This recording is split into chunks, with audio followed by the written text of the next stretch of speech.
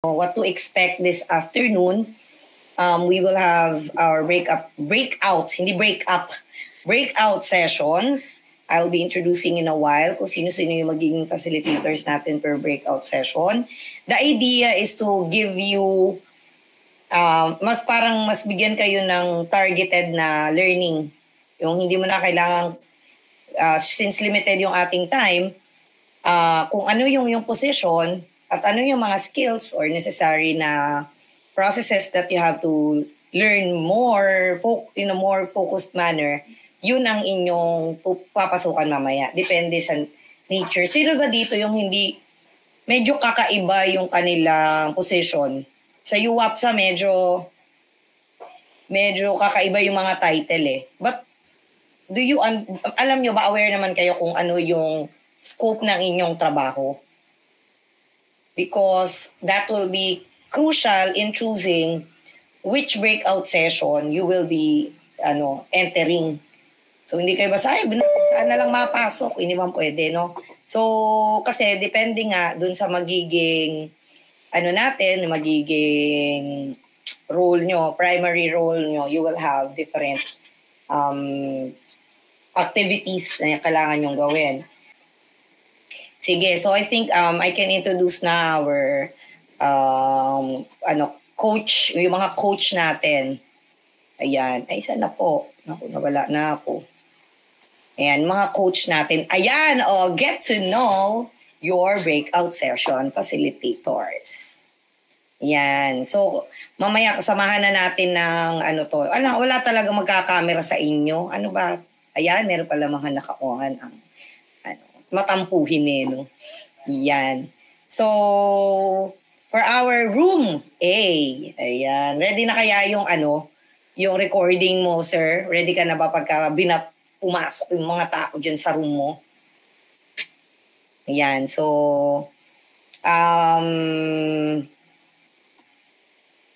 for the room A, dito papasok ang mga president, vice president, senate president. Sorry, bakit may ganun? Governors at saka vice governors. Or kung ang trabaho niya, alam ko sa UWAPSA may parang chapter president ba yung tawag doon? Nandito ba yung president ng UWAPSA? Tapos marami kayong VP eh. So, kung ang trabaho mo is primarily pagpapatawag ng mga meetings, oversight, dito kayo, yung mga executive na tasks, as in dito kayo papasok. Ang ating facilitator for room A is Mr. Valiant, Job and Rafael Arquim. Andiyan ba sir? Kaway naman dyan, Sir Val. Or Sir Job sa tawag. Hi. Hi ma'am. Hi. Hello everyone. Siya ang ating current and yung advisor last year, current SSG advisor. Siya din ay representative nung unang panahon, kayo na lang mag-team coach. Kung kailan, pero kung dyan mo, tignan niya na lang. So, naging SSG representative siya. Hindi kami nagpang-abot niya ni Sir Val. Nung naging also sa Kuway, na siya. Graduate ka na ba nun, sir?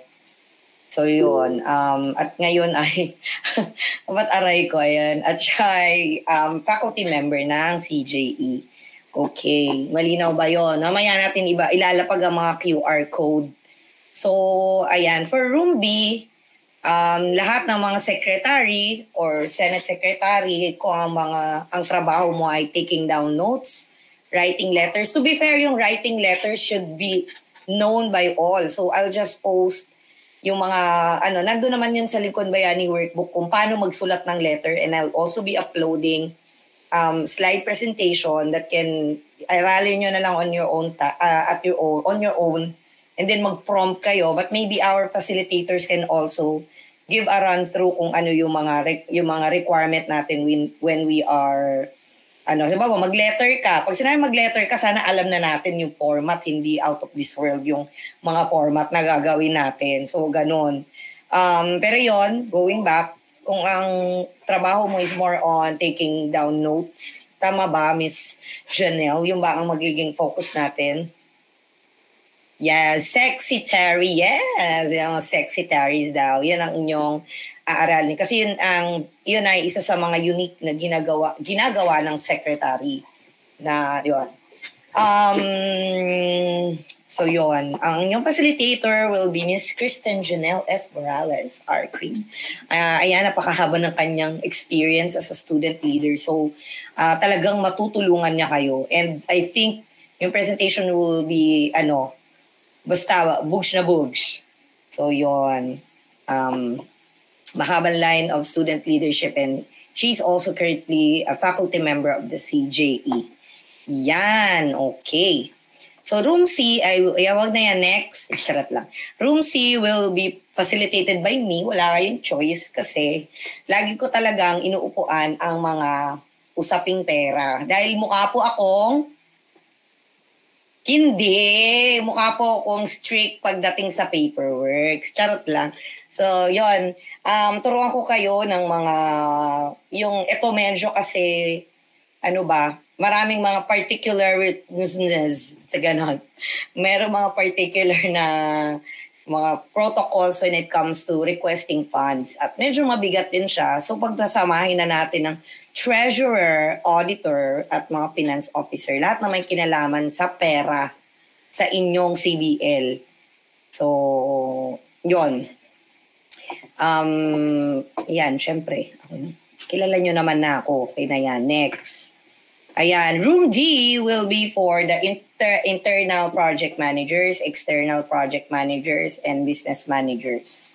Lahat ng mga trabaho nito, yung mga taga-takbo at taga-hiram. Ayan, pag kayo po ay taga-takbo, taga-hiram, ay kailangan pong dito kayo pumasok. So, ang trabaho nyo is yung nagsisecure logistics. Nagsisecure ng mga venue, ng mga upuan, projector, ayan, nagka-canvas ng mga gamit, ng mga supplier. Yon, ito po, mag-i-inventaryo ng ano pa ang mga gamit na meron kayo. Ito po ang inyong papasukan na room. So, facilitator po natin ay napakahusay, Mr. Louis Kentiao, ang ating SSG President ngayong nakaraang school year. Siya din yung external project manager noong 2023-2024. First time niyang mag-SSG. Tapos, boogs! EPM agad siya, tapos inventory niya agad lahat ng mga gamit doon, ganun. So marami kayong matututunan. Siya rin na yung site president, siya pa gumagawa ng mga PubMat doon. Tama ba? O yan. Tapos hindi talaga siya nag-ready ba? Hindi yung nagre-reklamo talaga. Charot lang. Tapos yung pa pala, mayroon pa CS Business Manager. Tama ba? Ano yung CS? As a Computer Studies Business Manager din siya. Nung before siya naging, nung pinagsabay niya yan, mahilig magsabay. Charot lang. So yun, marami kayong matututunan. Good luck po sa mga papasok sa room 9. Sana po yung mahalabas po kayo ng buwan. Uy, charot lang, Emmy. Ayan. Tapos, last, ayan, si Ma'am G. Room E will be for senators, board members, representatives, PRO. Meron ba mga sergeant at arms sa ibang mga org? Para pag sergeant at arms, paano bang ginagawa? May mga escort pa ba sa mga office? Wala naman ang escort tsaka miss, no? Sa roster ng leaders natin. Tama ba? Baka may nagsingit hindi ko sure Pero yon, if your work is dealing with trying to get the pulso, yan, nurse pala, yan. Kung pinupulsuhan, kayong taga-tanong kung ano ang opinion ng mga kasama ninyo, yung primary duty nyo is to represent the bosses of your mga taong bayan. Kayo nagpapasurvey, nagpapapoll, nagko-communicate sa mga tao, then dito kayo papasok sa room na ito. Ang facilitator natin is si Miss. Wow, ang tulido ng gawa pa siya. Si Miss Christy. Hi! Oo, pasensya na po, pasensya na. Oo. Yan. Si Miss Christy, ang ating, mga mayor din pala. May mga mayor ba dito? May mayor ba dito sa loob? O yan, dito si Miss Christy Gunong Bayan. Siya ang Senior Guidance Associate natin this school year. At saka siya din ang OIP, siyang head ng guidance nung pandemic. Ayan. Okay, to start with, gusto ko munang alamin nyo kung nasaan kayong institution. Bakit? Ang trabaho ng project manager ay madalas ay nasa labas. Tama? So, paano nyo ma-represent yung heroes kung hindi nyo kilala to? So, the question is, what is Tatak Heroes? Anyone? Wala? Let's have Dairit.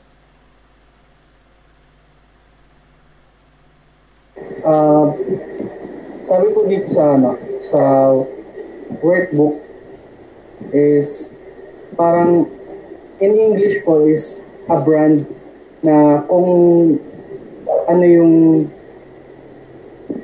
nagre-represent sa'yo, like kung anong product ka, kung kaninong product ka. So yung being a Tatak hero is a brand that stands for you. Okay. Next, let's have Antoine.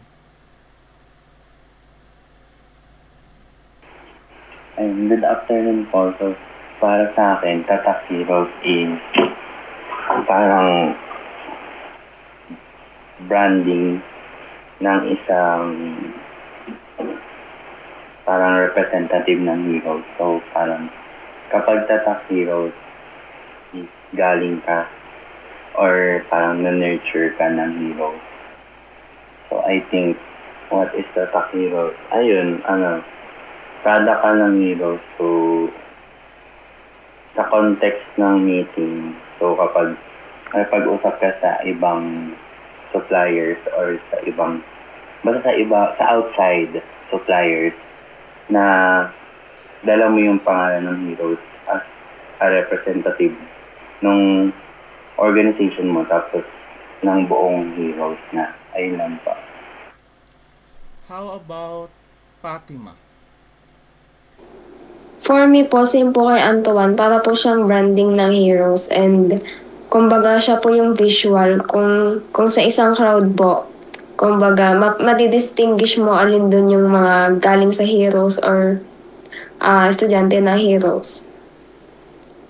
Okay. So, bukod sa pagiging brand ang Tatak Heroes, ayan ang tawag sa mga what? Sa mga estudyante natin. Tatak Heroes sila kasi they embody the mission and vision of our school. Ano ba mission ng ating school? To develop the total person through accessible quality education.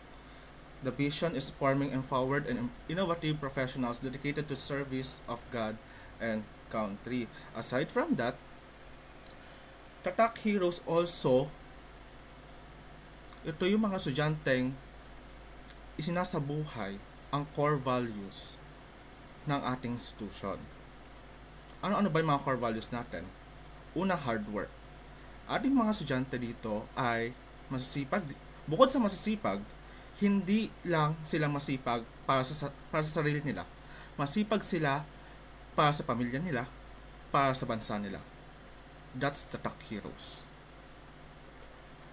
Tatak Heroes also strive for excellence. Hindi putyo-putyo lang. Dapat laging best. That's Tatak Heroes.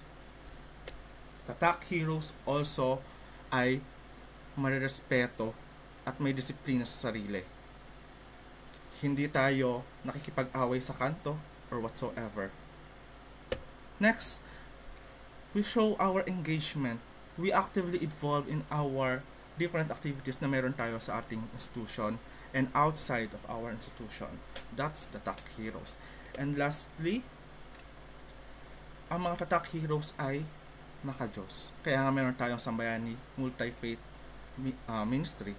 In this way ay mapagsama-sama natin ang mga magkakaiba ang belief in the service of our God. So now, what is the project manager? Fatima, what is your position? Ano po, VP for sponsorship and logistics. Ng JPIA? JPIA po. what is project manager Sagun? Opo. Ang project manager po para sa akin is yung kami po yung pag ano na po, yung ihahanda na po yung magiging gagawin sa project bago po i-start. Kami po yung nagtitingin kung okay na po yung kakalabasan. Tsaka yung bago po i-start para po ma-make sure na walang problema pag nag-start na po yung pinaka-project or yung event. How about Eduarte? Project manager po. Sa manager pa lang po is sinasabi po din yung management ng isang project or specific na project po. Kaya yung hahawak sa mga project po. Okay. So basically, the project manager is responsible in planning, ayun ang pinakauna, executing, kaya nga part kayo ng executive council, and overseeing the organization's project and operations to ensure they align with the group goals and values.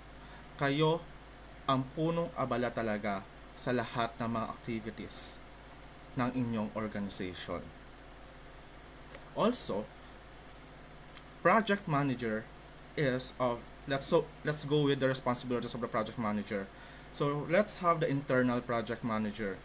So number 1, design and implement plans and strategies that help promote the organization objectives and goals.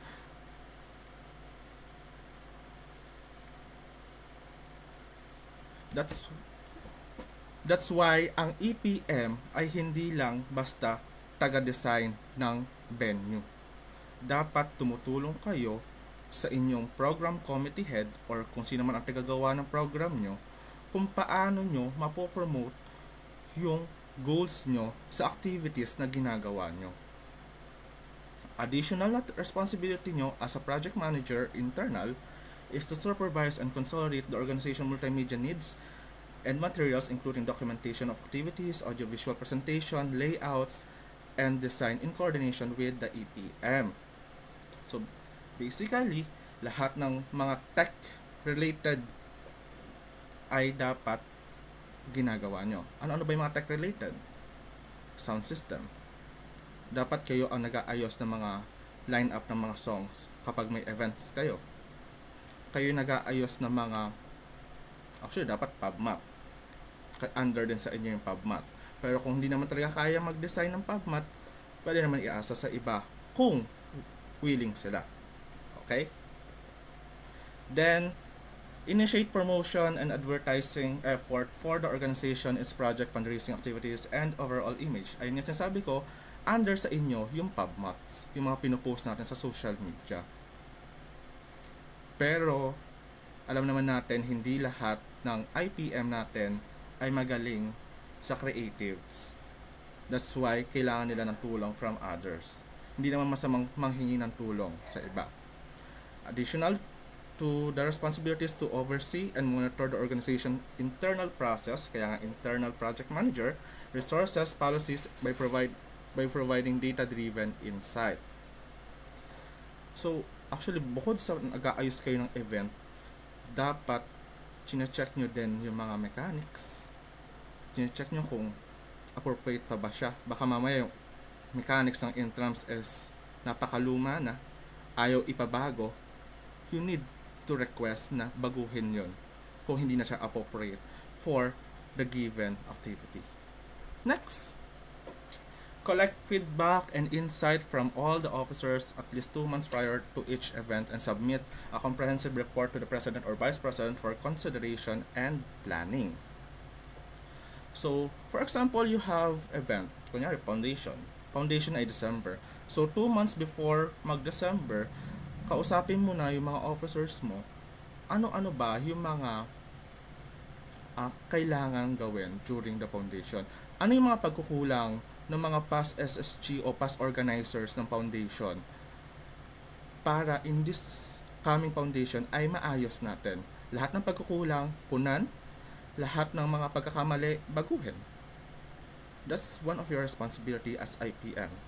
And lastly, serve as committee head of Arts and Design Committee, which is the primary responsible for design ng events. So let's proceed to the EPM or External Project Manager.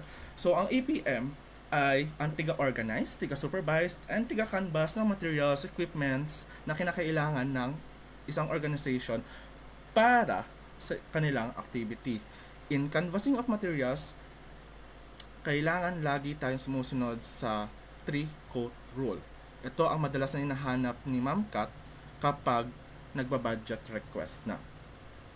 Next is consolidate an itemized list for every event that align with the budget plan prepared by Treasurer and the budget allocated by the Legislative Council.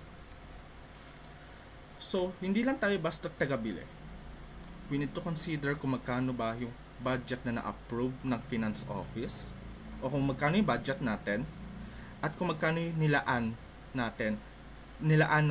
ng ating Legislative Council or ng ating ibang officers para sa given na item. That's why hindi tayo pwedeng gastos ng gastos lang. Okay? Next, we have request, set up, and provide technical support for multimedia equipment during all the organizational activities and programs, coordinating with the Executive Secretary to ensure smooth operation. So basically, yung mga request letter, yung mga pagsaset up ng projector, ng sound system. Then, kung hindi tayo marunong gumawa ng request letter, pwede tayo magpatulong kay secretary para mag-guide tayo kung paano gumawa ng maayos na letter. And lastly, serve as the committee head of the Logistic and Workforce Committee, or basically yung mga nasa labas nating mga estudyante o mga nasa labas nating officers. Sila yung mga bumibili, nagkakanbas, o kaya yung mga nagbubuhat sa school, yung mga nagbubuhat ng upuan, tables, backdrop, podium. So that's the responsibility of the Logistic and Workforce Committee. By the way, these responsibilities na tinakal natin ngayon ay ito na ang susundin ng lahat ng SSG at DSG starting this term. Dahil na-revise na ang Constitution and Bylaws last June 2025. So kung may iba kayong CBL for JPIA, so mag-focus na lang tayo kung ano yung nakalagay doon sa inyo. So next, other task ng project manager is madalas wala nang gumagawa nito, pero dapat under to ng project manager. I-monitor niyo yung weather, lalo na kung ang event nyo ay sa open court. Kailangan kayo din ang manguna sa mga benchmarking with other organizations para maging successful yung event na gagawin nyo. Hindi sa lahat ng pagkakataon ay organization nyo lang ang mag-organize o organization nyo lang ang kayang gumawa nun. Mas maganda kung may kasama kayo ibang organization para mas magaan at mas maganda yung kakalabasan yung activity. Think of new gimmicks, lalo na paggawa ng PubMat. Minsan kasi, basta gawa na lang tayo ng PubMat, okay na yan. Hindi na natin inisip ang engagement. Baka mamaya masyado ng boring sa ating mga audience. So we need to think always new gimmicks or mag-search tayo ng mga trends always. Then arrange all the materials needed before, during, and after event. That's common. Lagi naman natin ginagawa yan. So let's go with the administrative tasks of the project manager. Number 1, this is the first step na gagawin nyo bago kayo kumilos sa labas. Mag-inventory muna kayo ng mga gamit nyo sa loob o sa storage nyo kung may office kayo or kung mayroon kayong pinagtataguan ng mga gamit nyo. You need to inventory all of that. Then after nyo mag-inventory, ilist nyo na yung mga materials, equipment, and venue na kakailanganin nyo for the activity. Then, kung meron na kayong list, mag-canvas na kayo ng mga materials, and always to canvas in different stores. Then lastly is mag-request na equipment and venue. So now, in inventory of all existing item in the storage, we have template na sinusunod. Una, sa unang column, nandyan yung item ID. Kayo na bahala kung ano ilalagay sa item ID. Susunod doon is yung item name. Sa item name, make sure na straight to the point yung name na ilalagay nyo at lagyan nyo ng characteristic. For example, yung permanent marker, meron tayong red, blue, black. So, indicate nyo kung anong kulay yung marker na yon. Then, we have the status. Karaniwan, ang ginagawa ng iba, every inventory, another sheet o another docs. Mahirap siya gawin kasi hindi mo na monitor kung kailan nawawala yung mga gamit mo. Kung pagsama-samahin natin siya, for example, in this data template, June 2025, mayroon tayong 5 marker. Pagdating ng July 2025, 2 na lang. In this way, nakita natin, in between of June and July, nawala na yung 3 marker natin. Para hindi magtataka yung ibang officers natin, nasaan ang mga gantong gamit. Ma-identify natin kung kailan siya nawala, and madali natin masasagot yung mga tanong, lalo na kung ang nagtatanong ay president natin and hindi natin alam kung kailan siya ginamit kasi hindi naman lagi tayo nasa office. Hindi naman tayo laging magkakasama. Okay? Next, sa list of all the materials, equipment, and venue needed, ito yung madalas na hindi sinusubo sa project manager. You need to be overthinker. Madalas kasi ang bibigay lang sa'yo program flow, mechanics, that's it. Wala nang ibibigay sa'yo na list kasi ikaw mismo ang gagawa ng list. Ilist mo lahat ng venue na kailanganin, ilist mo lahat ng equipment na kailangan, pati materials. In this way, may guide ka na sa paglabas mo o sa pag-canvas mo ng mga materials. Ngayon, para saan in-inventory natin nung una? Nag-inventory tayo nung una para ma-eliminate natin yung mga bagay na meron na tayo sa office para hindi na tayo mamili at makatipid tayo. Let's face the reality, maliit ang budget nating lahat. So, kapag may list na kayo ng mga materials at na-compare nyo na siya sa inventory, you need to do is to create a list of materials na to buy. Pwede mo na itong ilagay mismo sa Canvas template mo, which is, for example, ganito. Sa Canvas template natin, nilagay na natin dito yung item name na kailangan natin. Then, we have the quantity per pieces. Hindi tayo yung 3 packs, 4 packs, tapos yung sa kada packs may 12 pieces na laman.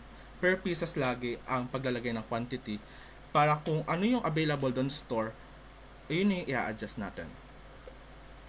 So, for example, sa store 1, meron tayong 35 pesos per pieces na marker.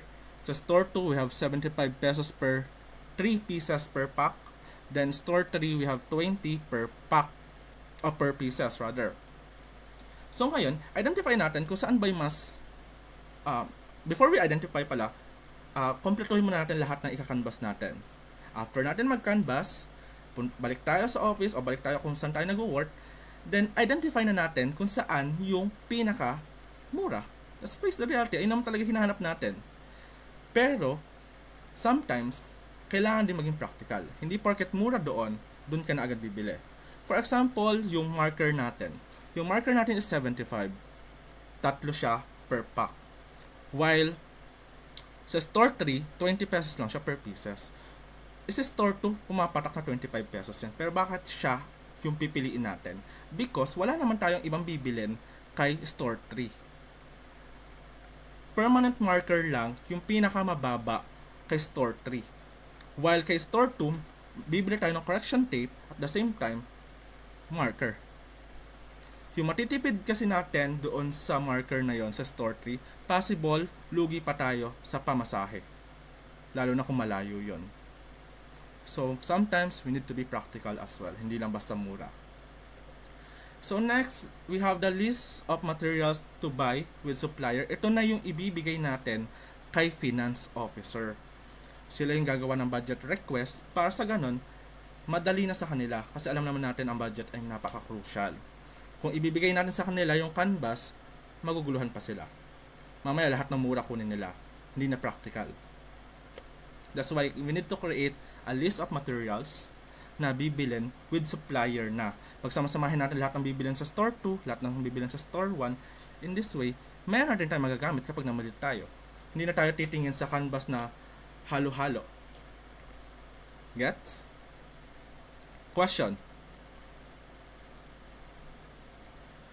Lastly, request letter. Last year kasi, during first sem ng SSG, wala kami matinong EPM because of the personal reason. Hindi siya nakapag-perform na maayos, kaya ang letter namin dati ay ang gumagawa secretary. Pero the reality is, dapat project manager ang gumagawa ng request letter ng mga venue. So, ating recipient ng request letter ay depende kung ano yung nire-request natin. Kung nagre-request tayo ng facilities, except library or cafeteria, kay Sir Lintag yan. Kung kailangan natin ng classroom, ng court, ng quadrangle, ng backdrop, podium, tables, chairs, sound system, lahat ng yan ay kay Sir Lintag. Sometimes, inaalaw niya yung borrower slip. Actually, mas gusto niya yung borrower slip. The downside with the borrower slip is wala na kayong receiving copy. Kapag nawala yung borrower slip na ipinasa kay Sir Aris, for example, na misplaced lang, wala na kayong receiving copy. That's why, mas recommended pa rin ang gumawa ng request letter kaysa gumamit ng borrower slip. Then, kapag kailangan nyo ng projector or ng widescreen, we have Sir Bry, our MIS. Then, for library-related concerns, kung gagamit tayo ng discussion room or hiram tayo ng table sa library, or gagamitin natin yung library na buo, kay Miss Cindy Baha siya i-request. So, for example, we want to use the cafeteria as venue of SLTS katulad ng 2022 SLTS. Sa cafeteria siya ginawa. That's why, ni-request siya kay Ma'am Annie Castañares. Pero, as of now kasi, imposible na mag-event sa cafeteria dahil meron naman na tayong function hall and conference hall. So now, in doing your request letter, huwag kakalimutan yung pinaka-letterhead nyo. Karaniwan naman ng mga organizations sa Heroes ay may letterhead. After ng letterhead, the date. After ng date, yung recipient information. After ng recipient information is yung subject. Make sure na ang ilalagay na subject ay detailed na, hindi na yung sobrang haba. Make it short and detailed lang para madaling mabasa. Then, the salutation, Dear Engineer Lintag. Then, the body itself. Yung ilalagay natin sa body, wag na tayong gumawa ng 2 pages letter para sa mag-request lang ng gamit tsaka ng building. Make it short, clear, and make sure na madaling makita yung mga items na nire-request para sa ganun hindi mahirapan ang ating PPFMO. Then, after nyan, is the complimentary clues connecting the Heroes community, sincerely yours truly, mga ganon. Then, we have the signatories. In part of Joan Padre na yan, dapat kayo ang nakalagay dyan kung sino yung gumawa ng letter, then position nyo as project manager. Huwag kakalimutan na ipanoted siya kay president nyo.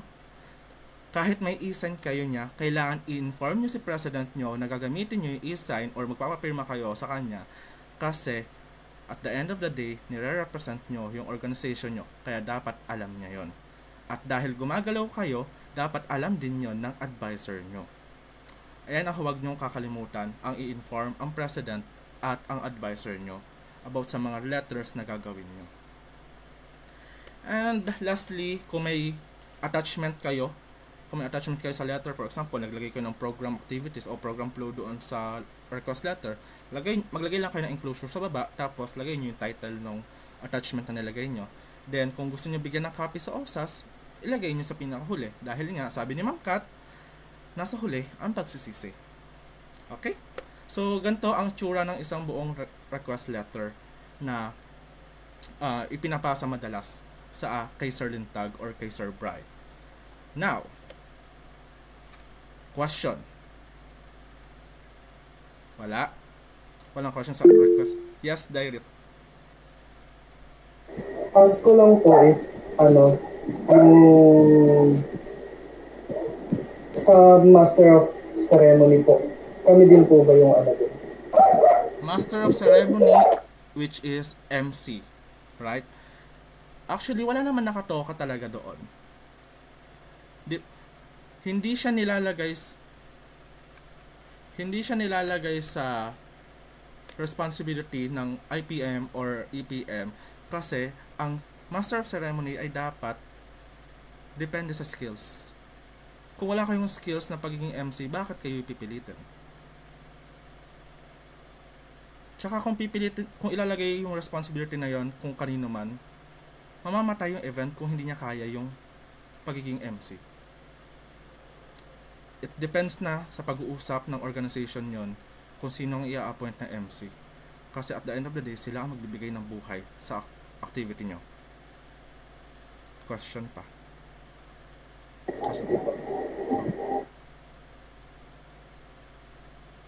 Wala na? Kasi kung wala na, may activity tayo. Though, dalawa lang naman yung activity na yon and napaka-dali lang actually.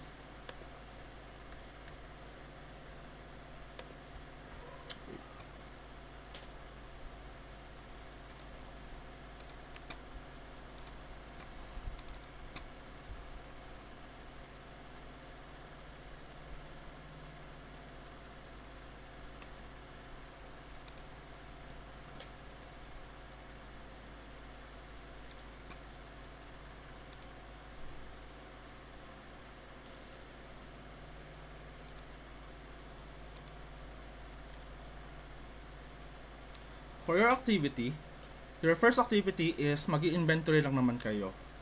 Paano kayo mag-i-inventory? Meron ako nilagay na image dito na may mga items. Bilangin nyo lang yung items na yun, then ilagay nyo sa template natin ng inventory. That's it.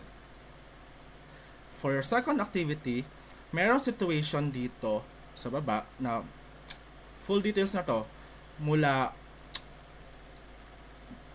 sa participants, pati sa flow, pati sa number of VIP nandito na din. So you need to create a formal request letter kung ano-ano yung mga kakailanganin in executing that event or to do that situation. Ano-ano yung mga kailangang materials na gagamitin in the given situation. What are the equipments na kakailanganin. Meron dito na nakalagay na items. Pero majority ng items na hinahanap dito ay hindi nakalagay. You need to overthink paano ba gawin yung ganong event at ano yung mga kakailanganin during those segments. Then, after nyo makagawa ng list ng mga materials, equipments na kakailanganin nyo for that event, you need to canvas. Paano kayo magka-canvas? Use Shopee, Lazada, TikTok Shop. Kung may rent man, ilagay nyo na lang rent. Huwag na kayo maglagay ng exact price. Basta yung mga materials na makikita naman natin sa Shopee, Lazada, TikTok Shop, kailangan maglagay kayo ng link doon sa template. So, ito yung template natin.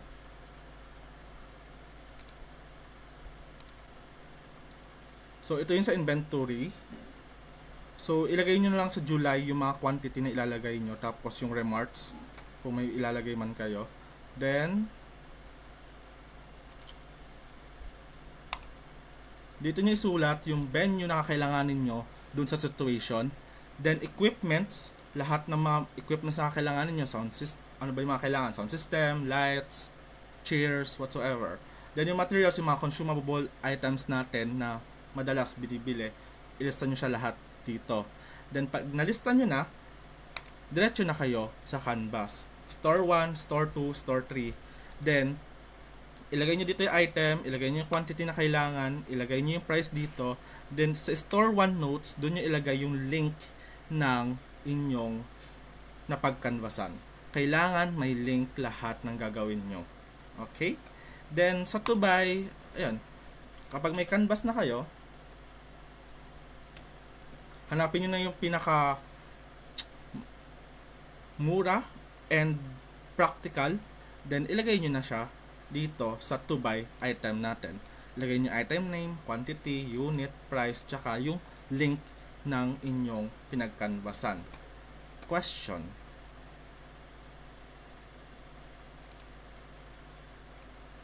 Kung wala, popost ko na to sa Google Classroom.